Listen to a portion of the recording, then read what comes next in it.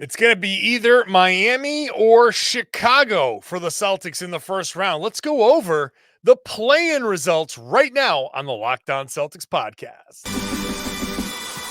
Thanks to Blockbuster Brand, it's holiday season, drop Drew in the mix. And 3 from KP, no we not on the Knicks.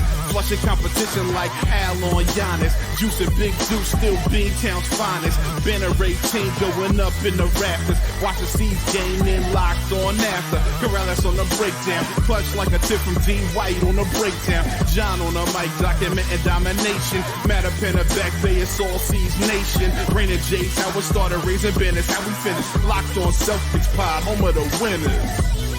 Peace.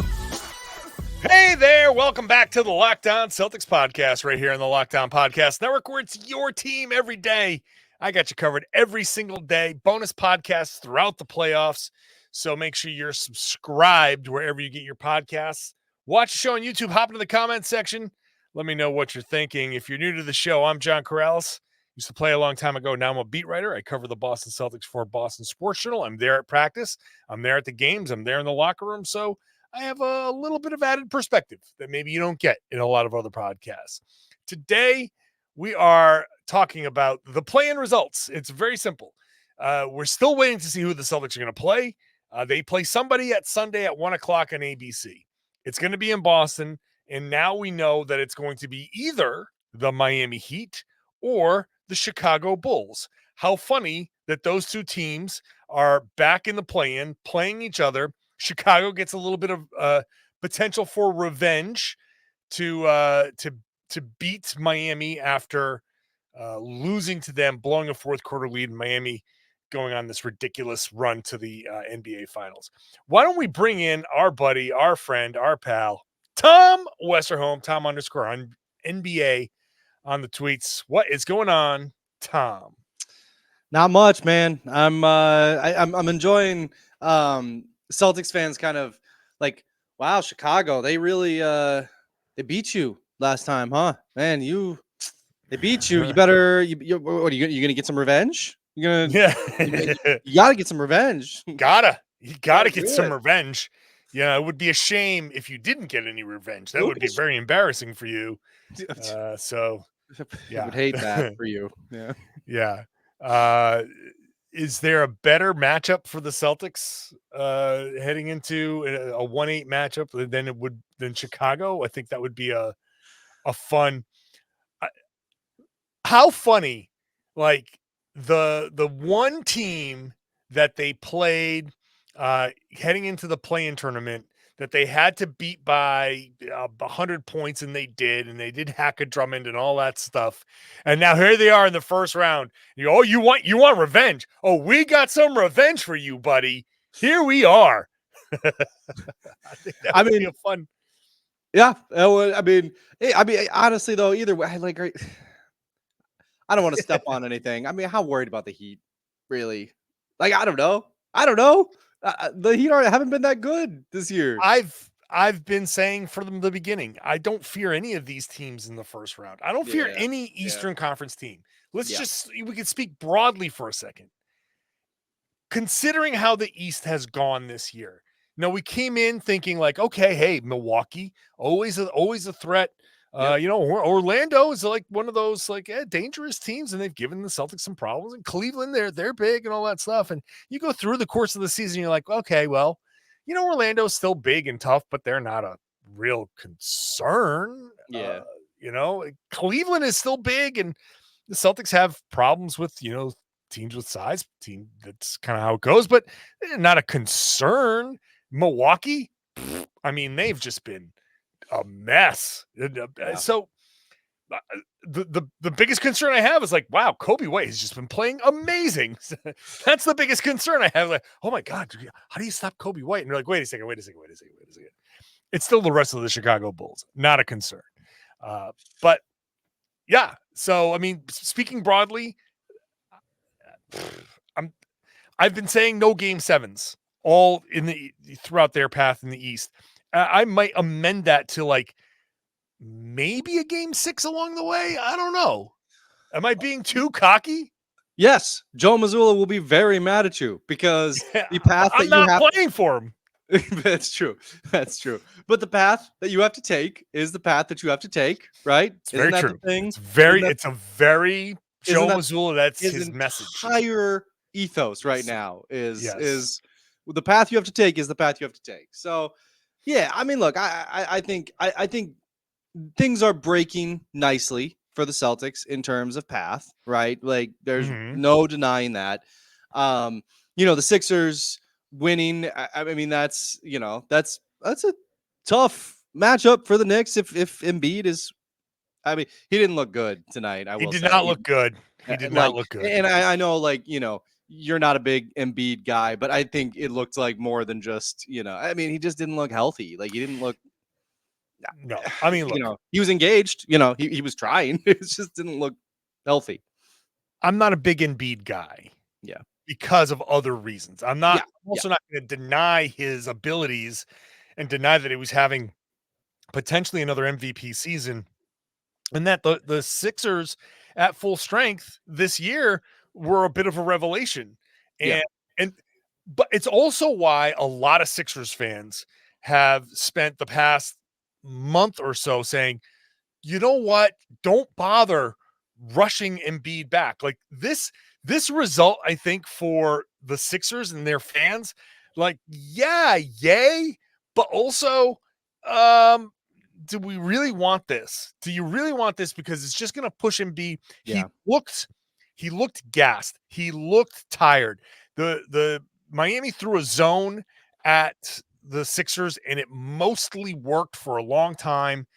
Because Embiid had no juice to beat the zone. Like they just didn't have anything in them, the Sixers, to really consistently beat that zone. And that's what Miami does, right? They sit back in that and they say, go ahead. And until you figure it out, this is what we're gonna do. And he had nothing. He hit a couple of threes at the end, Embiid, which is not, he's capable of doing it, obviously, but it's not his, like, it's not his go-to. When he's taking threes in the fourth quarter, usually you're like, yes, all right, good. Yeah.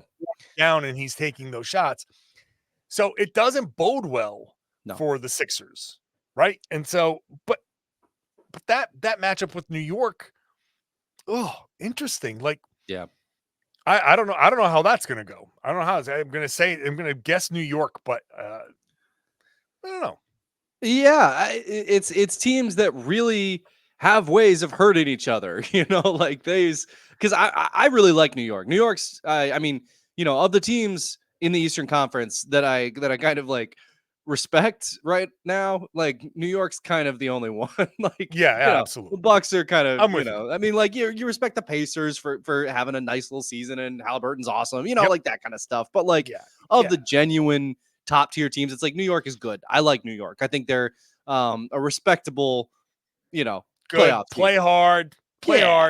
Brunson's awesome. Like Brunson's having a year. Yeah. Brunson is having a year. I think a lot of Celtics fans, could have some affinity for him.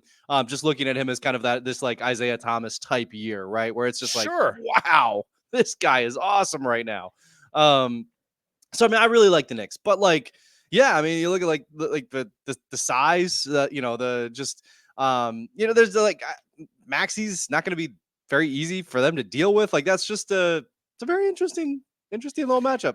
I'm with you. I'm going to pick New York because I just think they're a better team right now, and I don't think Embiid's healthy. But like, yeah, that's a fun first round matchup.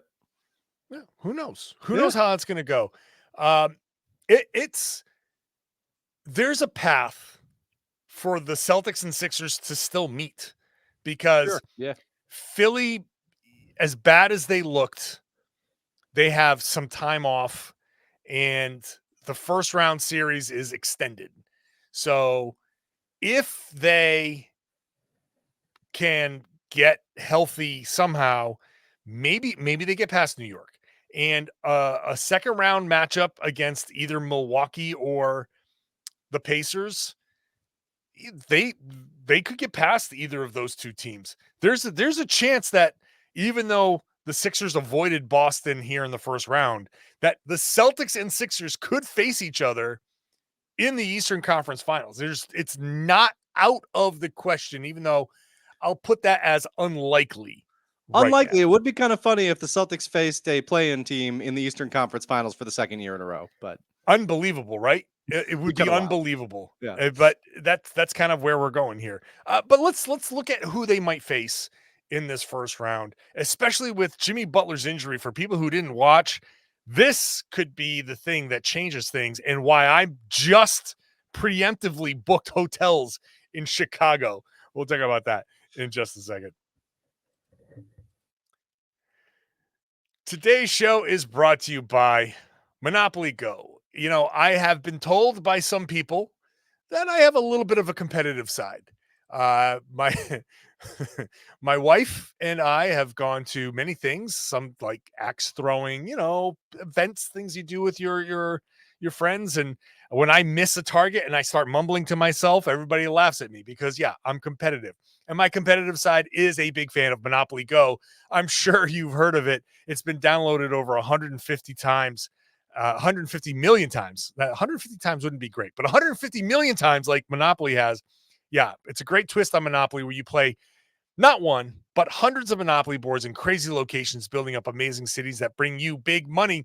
But the best part is it's messing with your friends. You can charge them rent on iconic properties, just like regular classic Monopoly. You can also heist their vaults to get their Monopoly money for yourself, and leaderboards. That's the best part because you can see yourself right at the top, see who's the biggest Monopoly tycoon.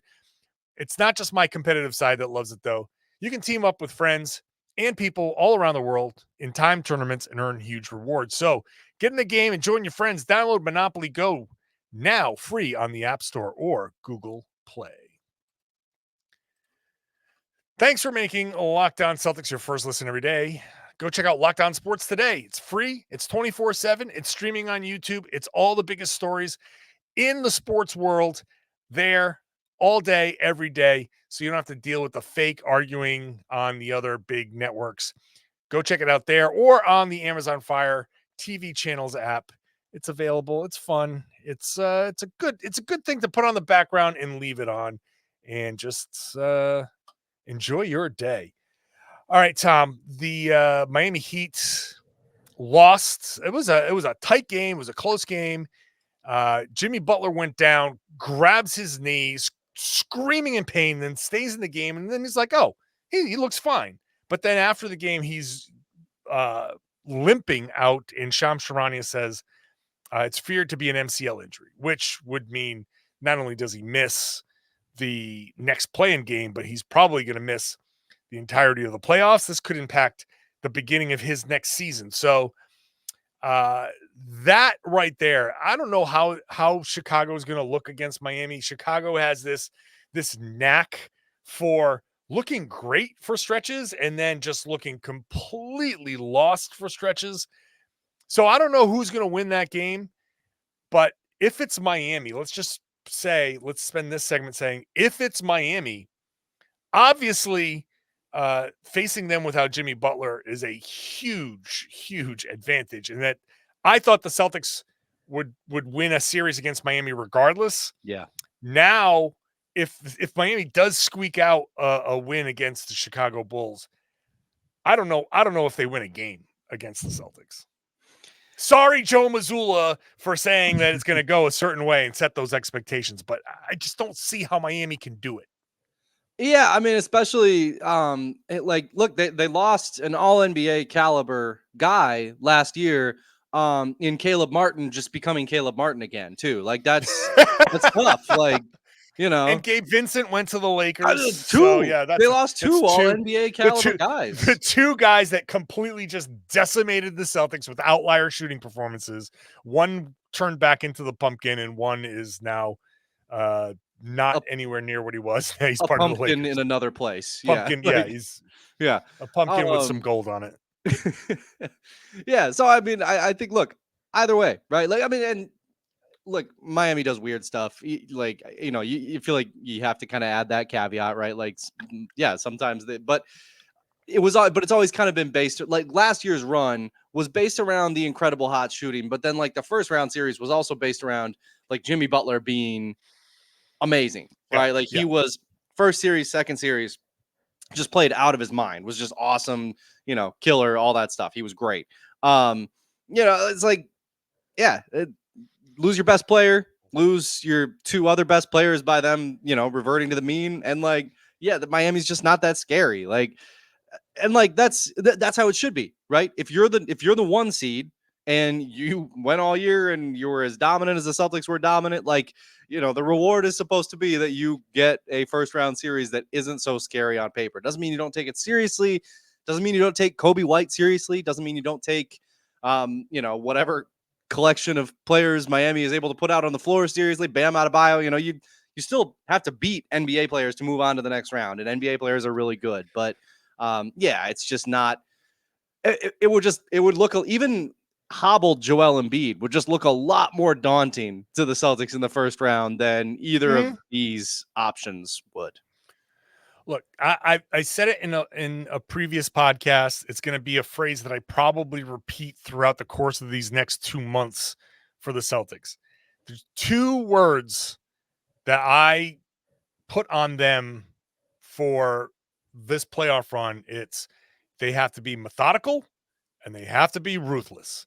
That is, I think, if I could sum up what Joe Mazzulla wants them to be, methodical sums it up in that it's about execution. You go, it doesn't matter who, what, when. The right pass has to be made, the right cut, the right read.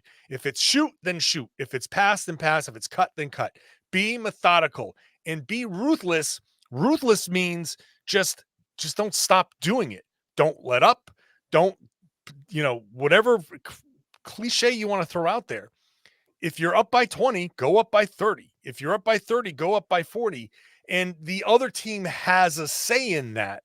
But for as long as you have the say, you keep piling it on. And there's no relaxing. There's no sitting back and saying, okay, well, we're going to take it off because we got this game and we got to travel. Like, you don't have that anymore.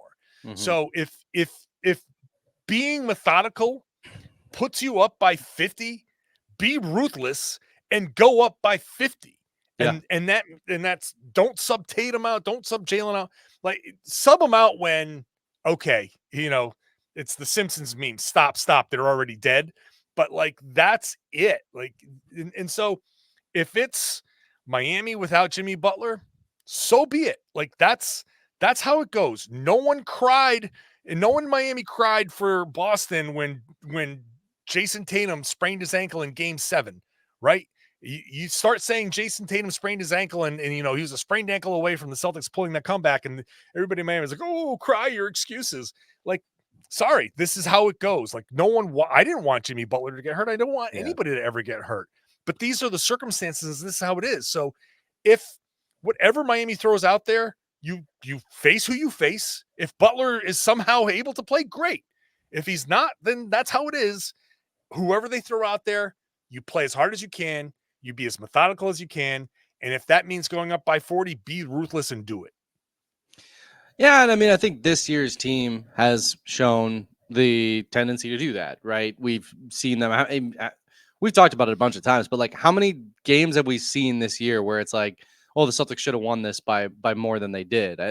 Not many, right? There was the Lakers game. Why their point differential was so great. Yeah, exactly. And it's why their point differential was so great. It's why their record was so much better than everybody else's. Yeah. They beat good teams, but then they also very consistently took care of business. And I think that's what we've been saying about this team for a while, is that they do seem to just they've been through it. They've lost, they've won, they've and they've learned how to take care of business. So here we are. I think they're about to face a team that they could beat in a very business-like fashion, whichever of the two teams it becomes.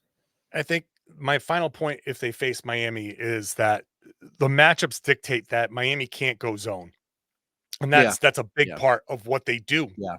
If you don't have Jimmy Butler, not only do you not have a guy who can take over scoring-wise, he had, 5 steals in this game? Yeah. Sneaking in, getting those breakaways, those are important plays, right? Live ball turnovers. if you don't have that, then you can't you take away the ability to defend Tatum and Brown, especially if they try to sit in a zone. Like, okay, here's Kristaps Porzingis at the nail, and deal with that, because now he's going to get it, and he's deadly from that spot. You got guys who can cut. You got guys who can shoot. It's not like last year's team, and that's going to be the big thing. It's not last year's Celtics. Everybody can shoot. And to your point, one of the things that you called for a lot last year was like Tatum at the nail. And it's like, now there's an even better at the nail option. Like, not that Porzingis isn't better than Tatum, but he's a better at the nail, middle of the zone. He's the perfect middle of the zone nail option. Like, doesn't get better than that. So, but you can still do Tatum. You can still do Tatum. Yeah. Like the Drew Holiday at the nail thing that they've done before too, because he's great there. You can do anybody. And in that's the thing about them. Like, maybe not Derek White, but like, because I would trust Derek White to do just about anything. Like, he's just, I do as well. Yes. You know what I mean?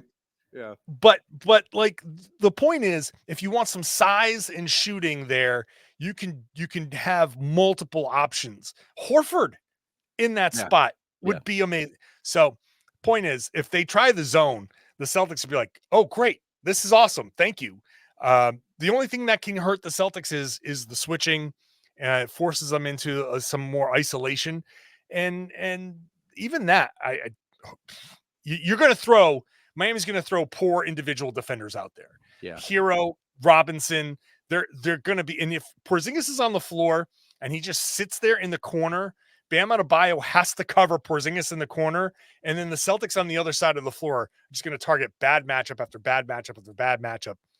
It's whatever Miami throws defensively this season, it's just completely useless to me. So if it is Miami, then more than just bravado, I think Miami just doesn't have the personnel to do the things that they do best to hurt the Celtics. That doesn't work anymore. And that's the biggest reason why I'm like, it's not going to go well for them. So people see the Heat jersey on there and they're like, oh my God, oh no. But no, it's not going to go. What if it's Chicago? It's a trauma response for Celtics fans, for sure. Absolutely. No problem. People are triggered. I get it. What if it's Chicago? Let's deal with that in just a minute. Today's show is brought to you by FanDuel. It's America's #1 sports book. We're here. Playoffs are around the corner here for the NBA. Play-in games, obviously, we're talking about those. Playoff time in the NHL. MLB is going strong here now. So go check it out at FanDuel. New customers get $150 in bonus bets guaranteed no matter what. You win, lose, no matter what. You get $150 in bonus bets if you're a new customer. Go sign up at FanDuel.com/lockedon. You can see it at the bottom of the screen here on YouTube. FanDuel.com/lockedon. You can bet on anything. Slap shots, home runs, slam dunks. It's all there. The app is safe. It's secure. It's super easy to use. You make your first bet. It's an automatic win at FanDuel.com/lockedon. You just place your bet. You get 150 in bonus bets, win or lose. And then, of course, they have the tools. This is the most important part to me. It's your money. It's your life. And if you want to use it to bet on sports, go for it. But set your limits.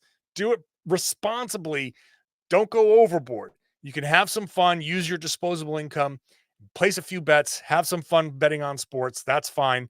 You can use the tools that are available at FanDuel.com/lockedon. So you can gamble responsibly at FanDuel, America's #1 sportsbook. All right, let's get back into it here with Tom Westerholm. And Chicago Bulls run away with, eliminating the Atlanta Hawks. Was the final score was 131-116. Shout out to Kobe White, who was awesome. 42 points, a career high for him. He had a stretch there in the third quarter. What's that? Which won't count. His career high will never be a part of his statistics. Well, I mean, it's still a career high, right? I mean, he still scored it in a sanctioned NBA game. So, I mean, it doesn't count towards his regular season. I know it's in purgatory. It's like this weird purgatory of stats, but he still scored 42 points in an NBA game. Sure. Yeah.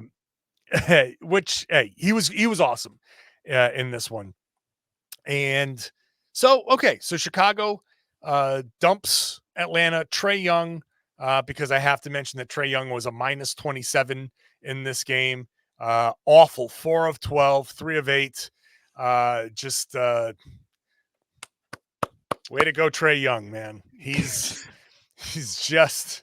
I know he's coming back from the injury and all of that, and it's what am I going to say? The Hawks are better without Trae Young.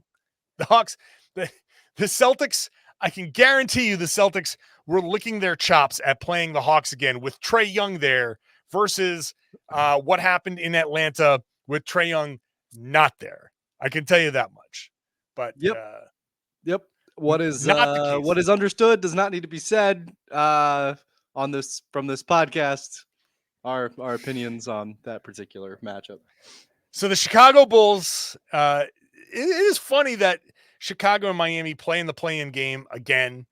Chicago famously blew the fourth quarter lead. Miami came rallying back, eliminating the Bulls last year, and Miami went on their miracle run. Okay, now Chicago has a little bit of revenge, so we joked about that at the beginning. If it's Chicago, I mean, the Celtics have handled Chicago pretty easily. Yeah. It is funny, as I mentioned before, that whole play-in drama thing that got people all worked up, like that would be a potential first-round matchup. Once again, I'm not concerned about these guys, although I would say that it's a little bit tougher defensively with how well White is playing. DeRozan is still, a problem, and keeping Vucevic off the boards and keeping Drummond off the boards, although Drummond's more likely to injure one of his own players than he is to hurt the Celtics in a playoff series. But I think if it's Chicago, they might put up a little bit more of a challenge. But look, I'll put it this way. I think Chicago can beat Miami. And like I said before, we beat writers were like, all right, we got to start booking hotels in all these potential cities, because if something, if it's that team and everybody starts going to that city, the hotel rooms start to get more expensive. So as that fourth quarter was going, I'm like, okay, let me book my Chicago. I can cancel it later. So I have a real feeling that Chicago can beat Miami. This could be Boston and the Bulls. Yeah. Oh no, absolutely. I mean, and yeah, I think you're right. I think that would be at the very least more competitive. I think the Celtics can really take advantage of, like your Vucevic's. I mean, he's given them problems in the past, but I think they're better equipped to deal with him now. Like, I think, like Kobe White's really good, but the Celtics also have like really good guard defenders. And I don't, maybe like a gentleman, maybe the Celtics go cold for a game. Maybe it turns into some kind of gentleman sweep type situation, right? Either way, I mean, the same analysis holds true for Chicago as it did for Miami. This is just not a team that's equipped to beat the Celtics. This is a team that is built to be, the cannon fodder of a 1 seed if they make it to the postseason. And, that's what you're looking at at least on the east side of the play-in bracket, right? Like the west side, good teams are getting eliminated. Like that is there's some